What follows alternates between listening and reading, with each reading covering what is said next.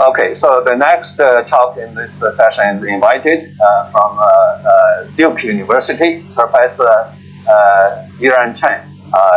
Yiran has been very active in this machine learning domain.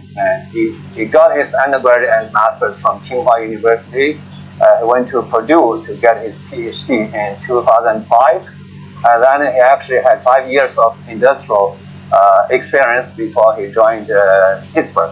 Okay, and then in the last several years, he moved to Duke University.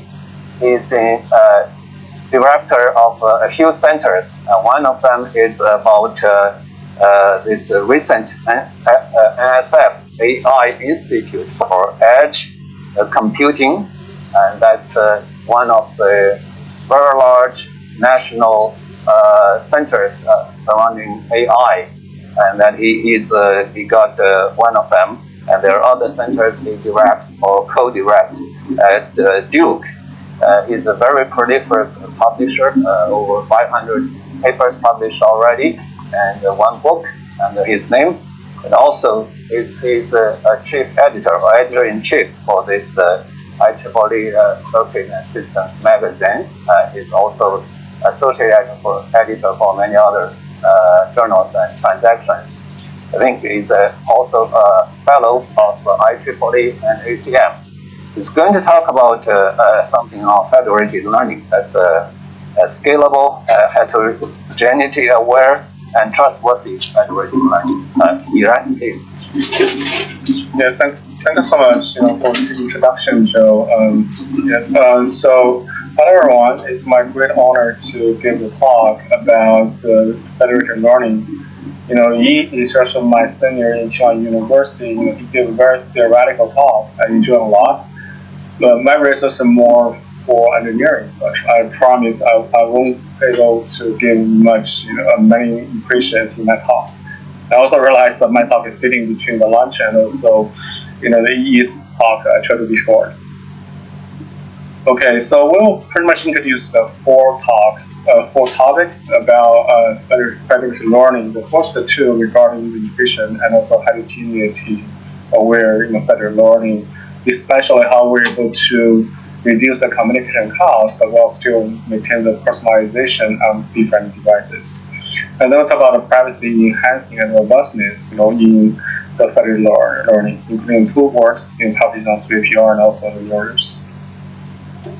So let's talk about the lottery federated learning, which is the intelligent research with personalized and communication efficient federated learning, which published on the Symposium of Edge Computing last year. I believe everybody are quite familiar with the federated learning. I'm assuming everybody has some basic knowledge about the AI machine learning first. So the basic idea is, we have a lot of devices, and each device are facing different types of the data, and we're trying to contribute, the data of the different devices into the centralized server and train a centralized model simultaneously. However, we also need to personalize the deployed model to the different devices, even when we have the centralized training model. I will call that one as federated learning because it will maintain the privacy of the data associated with different devices, but we still be able to train a centralized model. And this method can be used for different applications. For example, we can use for as Google for the mobile keyboard prediction. We can share a lot of the patterns we can use, but without leaking the privacy of the user. And also we can use as a bank, like we bank for Tencent. We basically can share a lot of the user usage patterns, but actually we don't really leak any information on the bank user too. Transfer, how many we have? It's like the 138 million parameters times by 32 bits per parameter. So eventually we need to transfer about 500 terabytes to train the model. And you can imagine that it's be the large the bandwidth usage for either for the Wi-Fi or for the 5G. So we also suffer from statistical heterogeneity, basically including two parts. One part is regarding the data, because we assume the data will be the non-identically distributed minor, which means all the data associated with different devices will follow different distributions. And also, this model will have basically dramatically change the efficiency of the federated learning framework.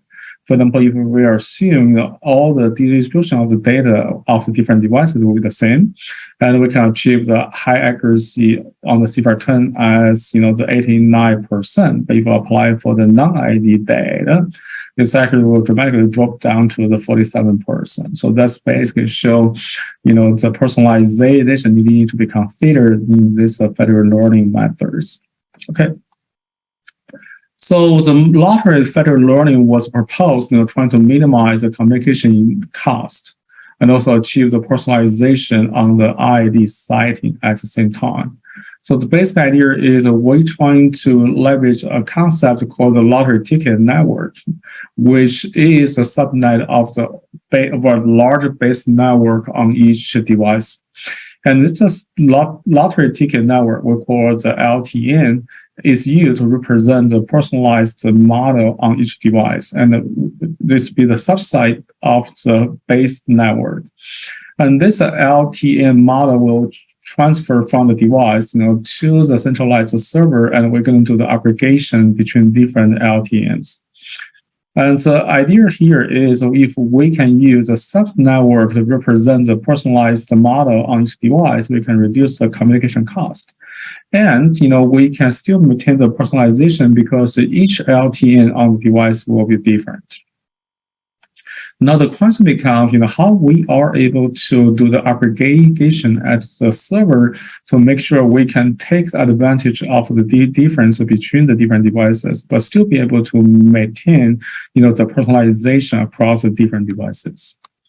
So one example here is we actually can send this subnetwork, to the global server and do the aggregation. And then, after the aggregation, we can send, this model back to the different the devices and do the pruning and also the quantization until we achieve the accuracy, barely achieve the accuracy. And after that, we can send back this, the raw training, the personalized subnetwork, to the global server to redo the aggregation, and then we do those things iteratively until eventually we just achieve, our accuracy goal on different devices and still be able to maintain the minimal communication cost and also the computational cost. So this is how we call the personalization preserving aggregation. Okay, so let's try to evaluate our my method. The method is very simple. We have a subnet, and then we actually can apply for the different devices. So we assume we have a realistic non-ID siting, and we only have a very minimal number of the samples on each device because this be the valid assumption. Otherwise, we don't need to have a federated learning, right?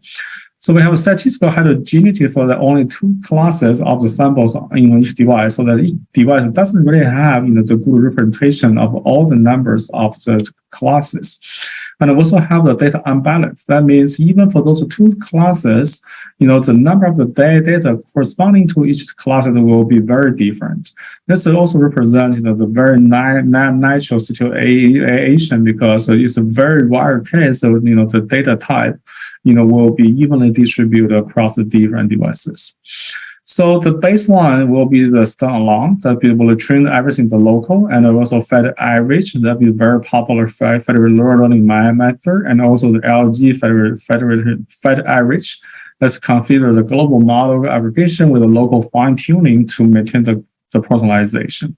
We try to compare the inference accuracy and also the communication cost simultaneously, and this metrics will be used later on again and again. So the We have extremely limited data volumes, as we just mentioned. We trained the CFR10 on the 2,000 communication rounds, and we can see that across all the combinations, including different methods, different samples per class, we generally increase the accuracy from 13.5% to 15.3% compared to the LG Fed average, which is considered as the latest comparison when we publish the paper.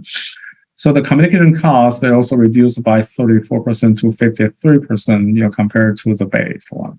And the interesting thing is, when we increase the number of the samples per class, you can see we actually reduce, the total communication cost. The reason is, we actually speed up, the convergence of the model so that the total number of iteration we need, to train the model will actually reduce. Well, that's why we see the reduction of the communication cost. And if we have unbalanced data, which means, we have some, the two classes, but one class have a significantly smaller number of the data than another one. So we call it the balanced data, which means the number of the data are the same for the two classes. Or unbalanced data is 0.5 means, the number of the data of one class is actually 2 times of another one, or 4 times of another one if the unbalanced ratio is 0.25. You can imagine that, if we have unbalanced data, then we have a lower accuracy, but we still, improve the accuracy by significantly. And also the unbalanced data show the larger communication cost because we need a longer time or more iteration to converge the model. Okay, so can we do even more aggressively? So the answer is yes. We actually came up with another solution called the Fed mask. So the difference between the Fed mask and also the one we just proposed, the lottery ticket one, is that we actually use the binary mask, as a filter to filter out the ways we're going to transfer between the device and also the server.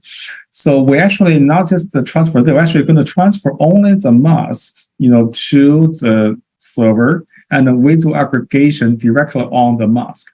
And remember here, the mask is the binary weight, which means we only have 0 and 1. And this actually gives us, the even smaller communication cost, but maybe potentially larger the base model, but we only need to transfer the mask, which will be the binary network that we're going to transfer here. And we'll hopefully that we'll still be able to maintain the personalization with the minimal communication cost. And we need to design, the aggregation method to implement the aggregation directly on this binary mask, and also to maintain the personalization. And the idea here is, if we have the two devices here, like device I and J, and they for the corresponding channels, like channel 1, if we have two different binary models or the mask, we're actually going to only retain the value which have both, so they are the 1. And if we have one of them will be 0, which just makes the final aggregation to be 0. However, if we prune, there's the total of the mask corresponding to a total channels, like we're showing the channel 3 in the device J, we actually don't do such aggregation because it doesn't make any sense to have a 0 to do another AND, the bitwise AND with the yellow block which show the different mask. So we still retain the same mask of the channel 3 for the device I, and prune the mask for the channel 3 on the device J, and we show here. So by doing so, we actually can preserve the personalization when we do the aggregation here, and we'll still be able to take advantage of all the global widths, sent from the different devices. And this is some, the detailed illustration to show how we're able to see this application. I'm not going to repeat them again. So we actually run our experiments on the real device, and we show here. And we have different devices to basically represent the different different device, with different performance, like NVIDIA JSON Nano, the JSON TS2, or even just some Raspberry Pi. And we try the different results because they actually have a different computing power. So evaluation were running on the EMNIST, CFR10, HAR, and the Shakespeare, representing the different application, and we give them, which by our experience on very different baselines from standalone to federal average, or even to some LG federal average on the first, or even some binary neural network plus the federal average, because they can actually be the fair comparison, between our method and also some binary ways we're going to transfer between the device and also the server. So we also have, you will plot the curve, and the curve basically show the inference accuracy and also normalize the computation time. And we want to have as high as the accuracy as high as we could, and but with the computation time as low as we could. So basically, the right star, the fed mask, show the best result because we can have very high accuracy with a very low communication time. And for any others, they either cannot achieve, the high inference accuracy, like the binary neural network to show, or they cannot achieve, the high, the low communication time, or they cannot achieve both. So regarding the runtime performance, because we have relatively large base network, because we only have very limited choice for the mask, but we'll still be able to reduce the computational cost from, let's say, original, more than 1,000 megabytes, the storage more than 1,000 megabytes down to 700 megabytes, and the course bonding speed up is shown on the right, and still be able to show like 1.5 times performance improvement. Actually, the binary neural network certainly gave us the highest speed up because they only need to transfer the binary weights with original size of the neural network. But however, they're not be able to achieve the highly sufficient the accuracy. So that's basically out of the game.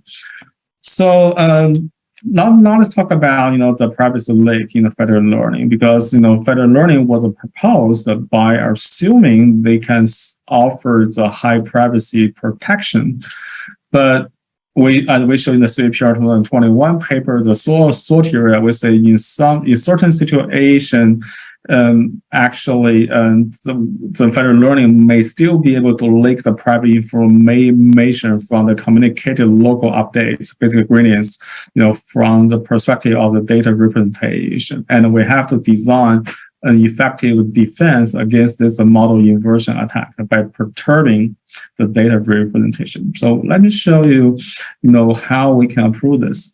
So this is basically show the data representation leak in the federated learning. So data representation are less entangled in federated learning because we usually use smaller number of the batch size, or the smaller number of samples during the training. So we actually have the much less entanglement between the different samples. This actually allows us to explicitly reconstruct the input data utilizing the representation of each class on each device from the gradients. And we show here. So in the practice, in practical federated learning, the number of the batches and local training epoch also small, we make things even worse.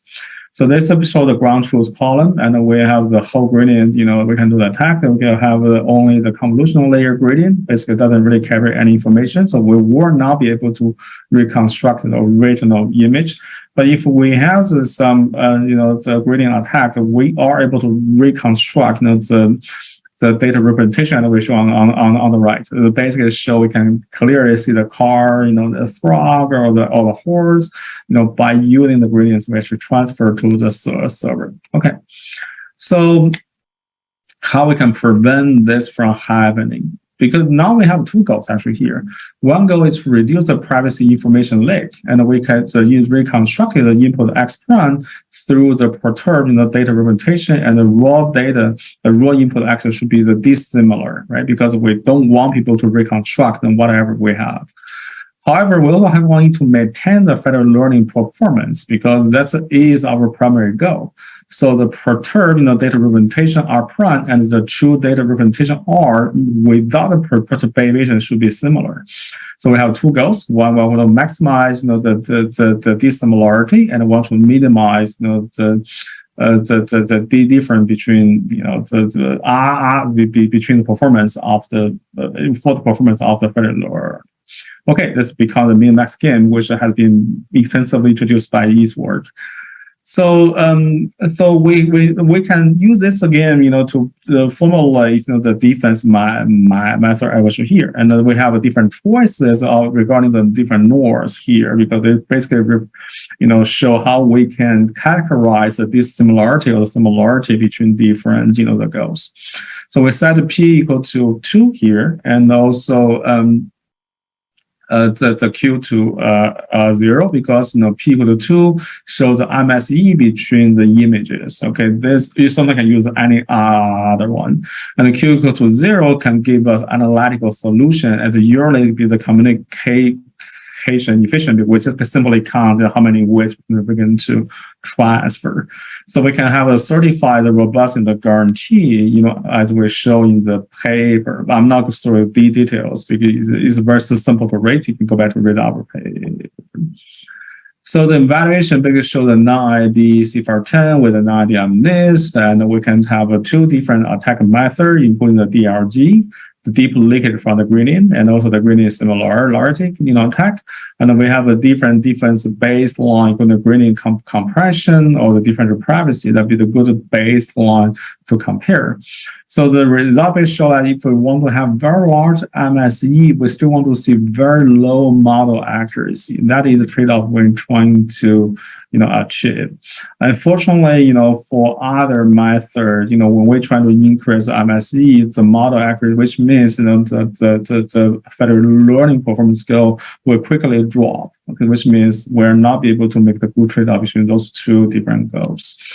But the black line, which is called hours, show how we can protect this by using our own method. You can see, we actually can preserve very high model accuracy, even we have a larger MSE, which means people not be able to recognize original data representation. So that is something we're trying to show here. Okay, of course, you can do more, obligate analysis, for this method. So last one I want to show is, the FLWBC, we call the white, blood cell, method trying to against the model poisoning attack, which is another different types of attack. The reason we believe this will be the important is we find out, there is something we call the long-lasting effect for the poison attack for the federated learning.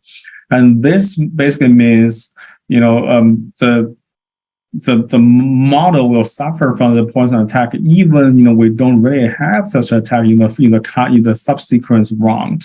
So we need to propose a defense to mitigate such a long-lasting model poison attack. So this is one example to show here. So if we have any attack on the communication wrong, in this case, 20 or something, we start to see if there are many devices are malicious because inject the poison attack. So the performance of the system will dramatically impacted, and there's no way for them to recover until the full 40 communication wrong. So any performance we collected between those communication round will not be reliable. And we define something we call the attack effect on the parameters here to basically show, how the long-lasting attack effect residence in this kernel of the high-density matrix during the local training. And we find out that if we want to basically defend this attack, we have to somehow to fill up this kernel of the high-density matrix. Okay, so what we do is we try to maintain the the task performance, basically the loss of the local business task should be minimized, and also try to prevent the AEP, from being hidden in the kernel of the Hansen matrix on the business device. So in other words, the rank of the Hansen matrix should be maximized, and also here. As again, become the 2D different goals we need to achieve simultaneously in the training, and we can have a tons of toolbox to handle this. So let's show the evaluation, on the fashion MNIST and C14, which I did not show here actually. So we have the 10 clients participate in the training for each round, and we have a 5 malicious attacker in the other round, which means significant, which means 50% of the participants has been hacked. And we have the different defense baseline starting from the coordinated media aggregation to, coordinated trimmed media aggregation to local differential privacy or for central, different privacy. So our result is very simple. It basically shows that, if we have such an attack, if we don't use our method, so the accuracy will quickly drop. The confidence will quickly drop until, very late we need to recover. But if we have this IFL, WBBC, you're not going to see such. So you basically maintain very, the high confidence, or very low miscommunication confidence here. And also, they show how quickly we're able to recover, from such an attack. This is another criteria we can measure. You can find out that, we actually can quickly recover from those methods, those attacks.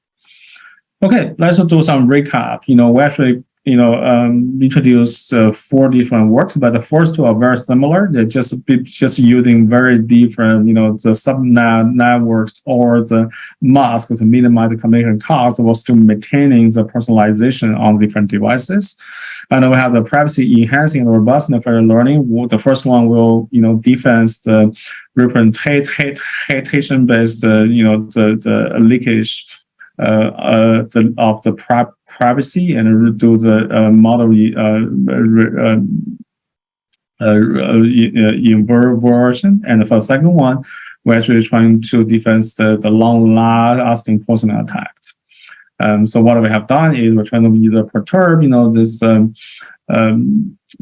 this input, or we're trying to train our model by considering the trade-off between this defense and also the performance.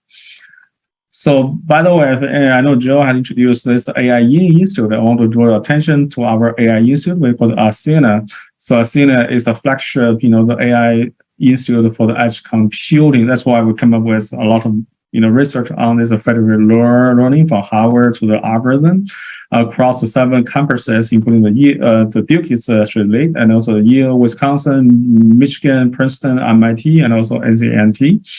And we are working on the networking, the computer system, AI, and also service and our application. And we welcome on all the collaborations from, all over the world.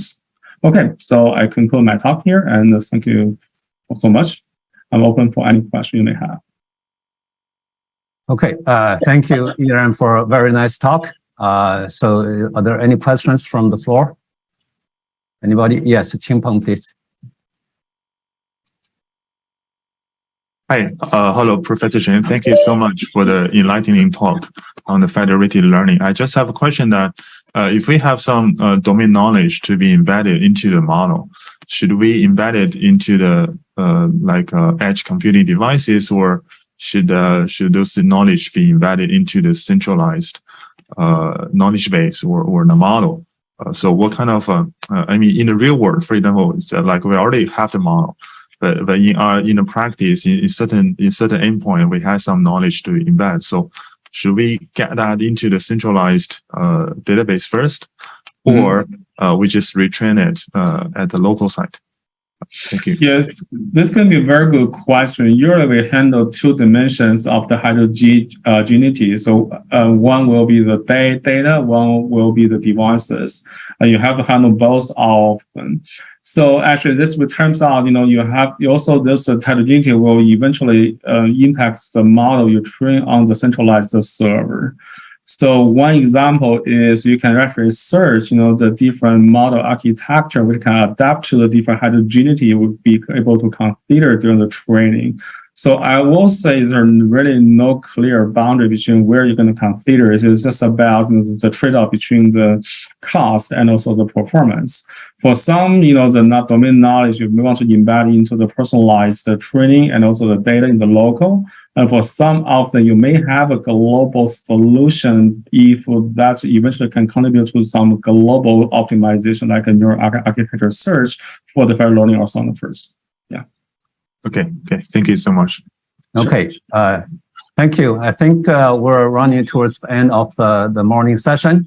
Let's thank Yiran again for a very nice talk. Thank you. So thank you. We are concluding our first half of the day. I think on the Hong Kong side, we'll take lunch and then we'll resume in the afternoon. Please stay with us in the afternoon part for the rest of the day. Thank you.